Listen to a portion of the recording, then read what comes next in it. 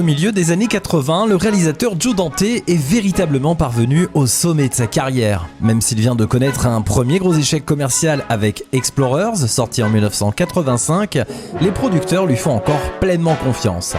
Lui qui a su mener des films comme Piranha en 1978, Hurlement en 81 et surtout un certain Gremlins en 1984 vers les sommets du box-office. Petit protégé de Steven Spielberg, Dante peut compter sur son confrère et néanmoins ami pour lui amener des projets en accord avec sa sensibilité personnelle. L'aventure intérieure, qui s'inspire très librement du voyage fantastique, petit classique de la science-fiction signé Richard Fletcher et datant de 1966. Initialement prévu pour être un film sérieux, le projet est tout d'abord écarté par Joe Dante. Il acceptera finalement, une fois le script entièrement retouché, en vue d'en faire une comédie. Sans doute que le réalisateur, visionnaire à cette époque, avait pleinement conscience du ridicule du pitch proposé au départ et qu'il souhaitait le faire évoluer davantage vers la parodie. La tâche revient finalement à un certain Jeffrey Baum qui va réécrire intégralement le scénario en vue d'en faire une comédie qui puisse convenir au réalisateur. Ce même Jeffrey Baum qui signera 2 ans plus tard le scénario d'un certain Indiana Jones et la dernière croisade, qui reste pour tous le meilleur épisode de la saga, et justement parce qu'il est rempli d'humour, notamment grâce au tandem d'acteurs composé par Harrison Ford et Sean Connery. Et d'une certaine manière, c'est aussi ça qui fonctionne dans l'aventure intérieure. Cette décision de revoir donc intégralement le scénario fut sans doute la bonne, puisque l'aventure intérieure est encore très regardable aujourd'hui grâce à ce ton qui ne se prend jamais vraiment au sérieux. On retrouve ici une ambiance typique des années 80 avec un personnage comique plongé dans des situations absurdes qui éprouve son courage et le pousse à se transcender et à révéler le héros qui sommeille en lui. Même si le film présente de nombreux gags visuels et des répliques devenues cultes aujourd'hui, l'action est menée tambour battant et certaines scènes n'ont rien à envier à des films comme L'Arme Fatale. On ressent à chaque instant la patte de Steven Spielberg et de sa société Amblin durant tout le visionnage. Et de toute façon, dès la première image, le nom de Spielberg est plaqué en grand pour bien qu'on sache où on met les pieds. Joe Dante parvient à glisser plusieurs références cinématographiques, tout en faisant de nombreux clins d'œil aux cartoons de son enfance. Une tendance qui sera de plus en plus marquée dans ses œuvres suivantes, notamment dans Gremlins 2. Le film va donc à 100 à l'heure, bourré d'idées originales et parfois doté d'une mise en scène à couper le souffle, même si tout ça repose sur une intrigue plutôt improbable. Le film bénéficie également d'effets visuels encore très efficaces de nos jours, car réalisés en majeure partie avec des effets pratiques. Effets visuels qui sont d'ailleurs confiés encore une fois à ILM et en particulier à Dennis Muren, déjà à l'œuvre sur les premiers Star Wars. Rob Bottin s'occupera lui des maquillages et des décors se déroulant à l'intérieur du corps humain. Rob Bottin qui s'est illustré plusieurs années plus tôt sur un certain The Thing de John Carpenter.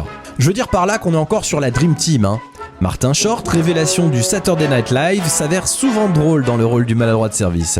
Il est secondé par un Dennis Quaid impeccable dans son premier grand rôle au cinéma et une Meg Ryan alors en pleine ascension. Le couple qu'elle forme avec Dennis Quaid fonctionne plutôt bien à l'écran. La musique est encore une fois excellente, composée par Jerry Goldsmith, l'un des plus grands compositeurs de musique de film à l'époque, qui était déjà à l'œuvre sur Gremlins, mais aussi sur d'autres films cultes comme Alien, Rambo ou Poltergeist. Tête brûlée de la marine américaine, le lieutenant Tuck Pendleton se porte volontaire pour une expérience risquée de miniaturisation. C'est un peu le nouvel objectif technologique et tout le monde veut être le premier à maîtriser cette technique, comme la conquête spatiale dans les années 60. Tuck sera donc miniaturisé et injecté dans le corps d'un lapin. C'est quoi ça? Un nouveau projet dont je m'occupe.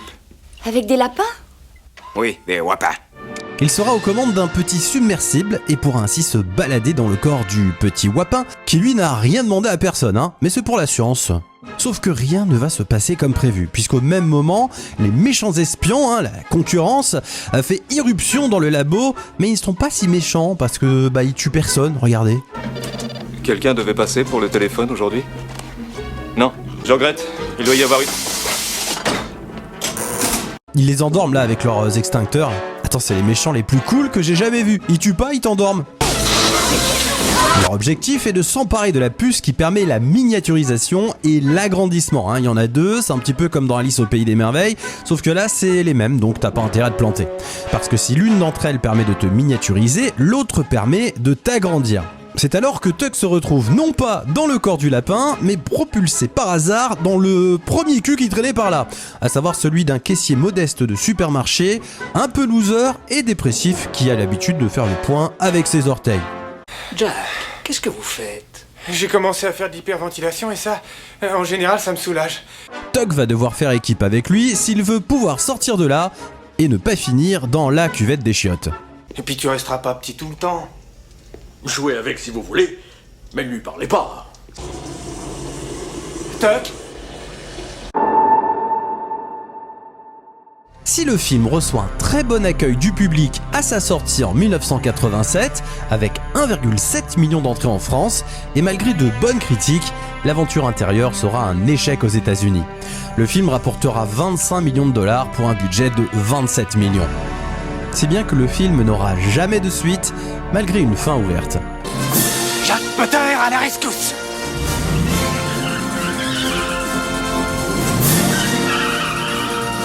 Oscar des meilleurs effets visuels en 1988. Non mais regardez ça comme c'est la classe. Cette année-là, c'est carrément James Bond qui leur a filé la statuette. Non mais Sean Connery quoi.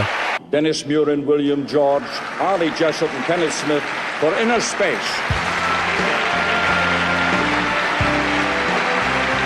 Attends, alors il paraît que je dois traduire pour ceux qui parlent pas anglais. Alors lui c'est Dennis Muren, donc il dit merci Steven Spielberg, t'es le meilleur, c'était génial de vivre cette aventure à l'intérieur de toi, enfin à travers toi, enfin avec toi quoi en gros. Merci à ma femme de trier mes chaussettes et de faire la vaisselle, tout ça. Merci John Knoll pour Star Wars, c'était super. Oh my God, God bless America.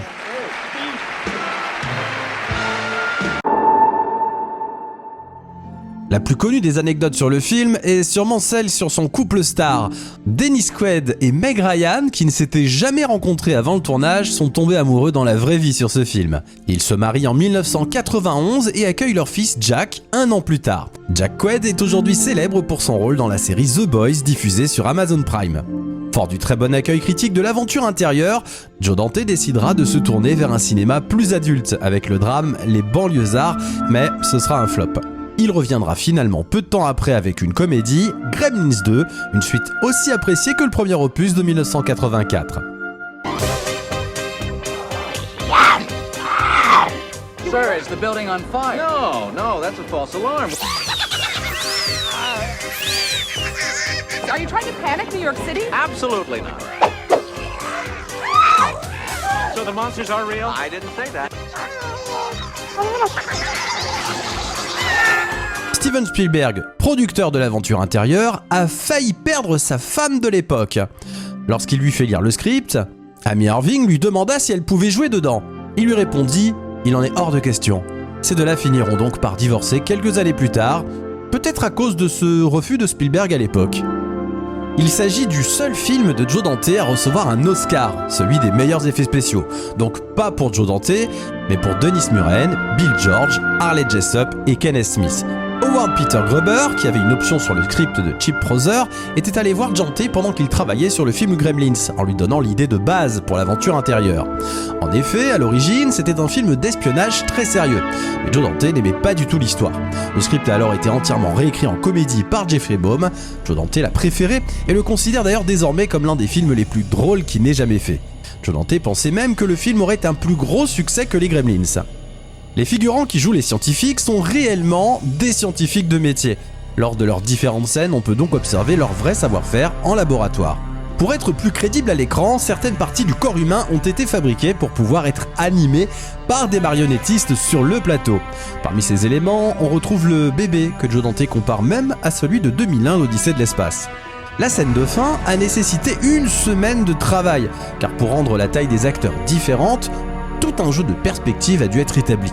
De plus, pour retranscrire certaines de leurs interactions, des marionnettes qui ressemblaient aux acteurs ont été utilisées. La scène de la voiture s'est déroulée en 2 tournages différents, ce qui a pris une semaine. En effet, la scène n'étant pas filmée en studio, il fallait que la météo soit coordonnée entre les 2 prises. Montez dans la voiture! Je te sens, il y a des camions! Sautez dans cette voiture immédiatement! Oh nom de Dieu! Il faut que tu sautes dans la voiture. Tu peux le faire, Allez, vas-y. Oui. Dennis Quaid a lu le script à Sydney en Australie, et c'est d'ailleurs le rôle de Jack, incarné par Martin Short, qu'il voulait jouer à la base. En partie parce qu'il aimait son nom, Jack Putter. La machine Jack Putter, zéro défaut. Tu peux y arriver, Jack. Est-ce que tu te vois, Jack? Est-ce que tu te vois? Oui, je me vois. Par la suite, il a compris que les deux personnages s'apporteraient tellement mutuellement au cours du film qu'il finirait par ne faire plus qu'un seul et même personnage. Dennis Quaid a joué la plus grande partie du film dans une petite salle qui représentait son cockpit. Il a expliqué qu'il devait faire preuve de beaucoup d'imagination lors du tournage pour pouvoir visualiser le décor tout en trouvant toujours de nouvelles manières d'interagir avec son environnement confiné. Ça va péter, mon gars. C'est parti. Après l'exploration spatiale, place à l'exploration intérieure. Le film propose une plongée dans le corps humain et a peut-être fait naître des vocations en médecine. Ce film faisait partie de la quinzaine de VHS de mon père que j'avais à dispo à la maison quand j'étais enfant, donc j'ai dû le voir une bonne centaine de fois. Joe Dante se lâche complètement sur l'aspect comédie. Gifle-toi. Encore. Tu es dessoulé? Encore une petite. Je répète, si vous m'entendez, répondez. Qui, moi? Ça marche! Je vous entends! Parlez-moi, je vous en prie. Quoi? Vous m'avez parlé, monsieur? Non. Vous avez pas entendu ça? Non, je suis désolée, je n'ai rien entendu. Vous vous sentez bien? Vous croyez que je serais ici dans un cabinet médical si je me sentais bien? Je suis ici, à l'intérieur de vous, dans votre corps. Ah, moi au secours! Je suis possédé! Le film est très drôle et a son lot de scènes cultes comme la transformation du visage, la scène où il se bourre la gueule, la scène où il danse complètement déchaîné. Après, je comprends que voir ce que tu as à l'intérieur de ton corps, c'est un petit peu dégueu. Et le film te le montre très bien, hein. C'est dangereux, c'est sombre, c'est liquide, c'est poisseux. Alors au-delà de ce voyage à l'intérieur du corps humain, c'est surtout pour moi un voyage émotionnel et une aventure qui va transformer, changer la vie et le destin des héros du film, Tuck, Lydia et Jack Putter. Une seconde, s'il te plaît. Tuck? Je veux rester seul un moment. Je veux que tu te débranches, que tu coupes l'image, le son et tout. Oh non, Jack, très mauvaise idée. Puis il y a Meg Ryan, quoi. Alors je sais pas si c'est pareil pour vous, mais moi à force de voir certains films, les images de ces acteurs ou actrices restent figées dans mon cerveau. C'est-à-dire que lorsque je les vois aujourd'hui plus âgés ou dans d'autres films, bah pour moi ce sont pas les mêmes personnes. C'est juste pas possible. Quand je pense à Meg Ryan, je la vois toujours comme ça. Alors que bon, en réalité, bah... Ouais, mais ça c'est une autre personne du coup, hein. C'est pas vraiment Meg Ryan. Un de mes films préférés, tout simplement. Joe Dante signe avec l'aventure intérieure un très bon divertissement. Le scénario est original, le film est un très bon mix de science-fiction, d'action, d'aventure et de comédie. Le casting est très bon, avec Dennis Quaid parfait dans le rôle de Tuck Pendleton, ce lieutenant propulsé malencontreusement dans le corps de Jack, modeste employé de supermarché maladroit, peu sûr de lui, hypocondriaque incarné à merveille par un Martin Short hilarant qui se demande ce qui lui arrive et s'il n'est pas en train de perdre les pédales en fait. Il va alors être embarqué dans de folles mésaventures hilarantes quand il va tenter de retrouver la puce permettant de réagrandir Tuck et le faire sortir de son corps. Mais il n'a pas vraiment la carrure d'un héros, surtout qu'il a très peu confiance en lui. Il est maladroit, hypocondriaque et ça va être très très drôle à voir. Les effets spéciaux sont très réussis, donnant vie de manière réaliste à l'intérieur du corps humain, devenu grandeur nature pour le héros propulsé à l'intérieur. On va partir alors dans une grande aventure, un merveilleux voyage avec notre héros à l'intérieur d'un corps humain. Un film avec des scènes très drôles et des répliques qui restent cultes pour moi. Oh, Lydia, je me suis tordu l'orteil là, sur la portière du taxi. Et je crois qu'il est blessé. Il vaut mieux que ce soit ton orteil que ton cœur. Lydia! Lydia! Comment tu te sens? Tu te sens cool, hein? Recommence alors. C'est la machine Tuck Pendleton. Zéro défaut. Salut, monsieur l'assassin. Mets-toi devant la glace de ma chambre. Ben, ça va? Un peu trop près, Jack. Trop près? Et que ça, c'est mieux? Tu sais quoi? On va avoir besoin d'un sacré coup de main. Bref, un très bon divertissement. En fait, ce qu'on a reproché au film, c'est son côté cartoonesque. Non mais regardez-moi ce cliché du méchant, je veux dire, ce plan c'est un hommage aux méchants des comics des Looney Tunes et des Tex Avery quoi. Je veux cette puce, ok? hommage que Joe Dante appuiera un peu plus d'ailleurs dans son prochain film Gremlins 2. Bon, si je suis pas la vedette de ce dessin animé, alors autant faire démarrer tout de suite le film. J'adore. Ce film, s'il avait eu de mauvais effets spéciaux, aurait été ridicule et rejeté par le public. Personne n'avait jamais vu, et à ma connaissance ne reverra jamais plus le corps humain comme il est montré dans ce film. Je veux dire la scène des remontées gastriques.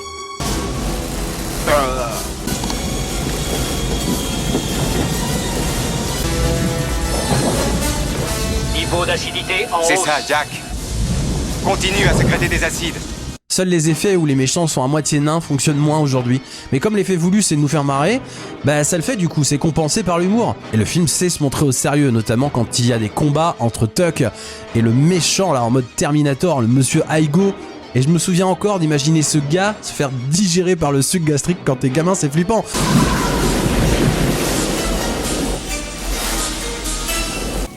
Jack, ça a marché. Tu viens de digérer le méchant. Mais l'aventure intérieure, c'est surtout Martin Short, le très grand Martin Short, sorte de Jim Carrey 10 ans plus tôt. Cet hypocondriaque un peu lourd qui passe de caissier à héros. Faut voir changer de visage, gesticuler, parler seul devant la glace. Faut le voir devenir au fur et à mesure du visionnage un autre homme.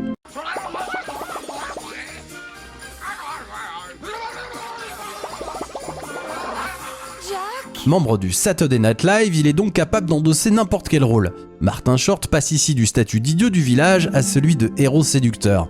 Pour le lieutenant Tuck Pendleton, l'aventure intérieure n'est qu'une mission qui foire. Pour Jack, c'est une nouvelle vie qui débute. Martin Short, tout le long du film, est en permanence le héros malgré lui. Jack Putter qui tente d'être à la hauteur des enjeux. Il en devient touchant. En le confrontant à son exact opposé et en jouant sur les différences entre Tuck et Jack, le maladroit mal dans sa peau face au lieutenant sûr de lui, et à la fin du film, nos deux personnages ont tous deux évolué, se sont améliorés, et la première fois où ils se rencontrent pour de vrai restera peut-être pour moi la plus belle scène du film.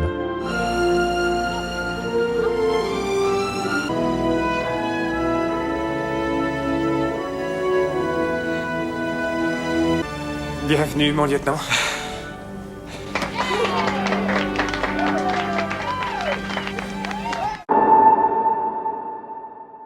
Sans aller jusqu'à parler de chef-d'œuvre, il est important de rappeler l'importance qu'a pu avoir l'aventure intérieure sur toute une génération, comme beaucoup d'autres films de cette décennie des années 80.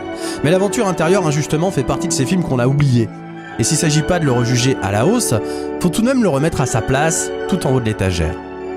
Malheureusement, et j'avoue ne jamais avoir compris pourquoi, Martin Short ne sera jamais la grande star qu'il aurait dû être.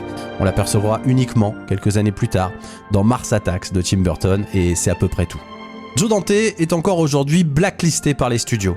Trop méconnu pour avoir le droit à un remake, et en même temps, vu comment ils ont tendance à massacrer nos films d'enfance ces dernières années, je pense qu'on pourra s'en passer, ce film reste assez ancré dans son époque, pour encore aujourd'hui me rappeler cette sensation d'émerveillement que le film me procurait dans mon enfance. Et ce sont finalement ces émotions, capables de traverser plusieurs décennies, qui peuvent changer notre vie en faisant naître des vocations. Plusieurs médecins d'aujourd'hui vous diront qu'ils ont fait médecine après avoir regardé l'aventure intérieure ou la série Urgence. Ces émotions sont capables de voyager dans le temps et font de l'aventure intérieure un très grand film. Eh bien, on a fait une équipe du feu de Dieu.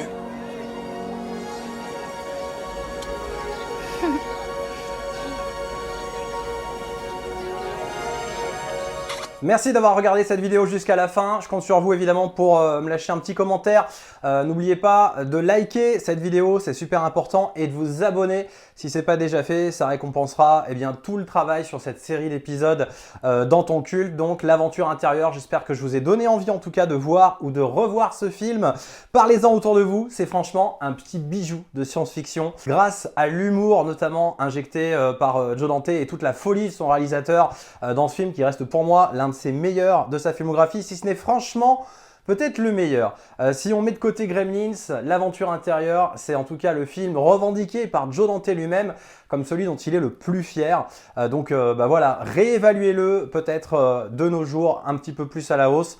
Je pense que ce serait pas mal, le film le mérite tellement qu'il est drôle, qu'il a des moments totalement cultes et des répliques aussi qui encore aujourd'hui franchement font mouche à chaque fois. À la semaine prochaine pour un nouvel épisode de la série Dans ton culte. Et n'oubliez pas, Soyez heureux. Soyez heureux. Soyez enculés.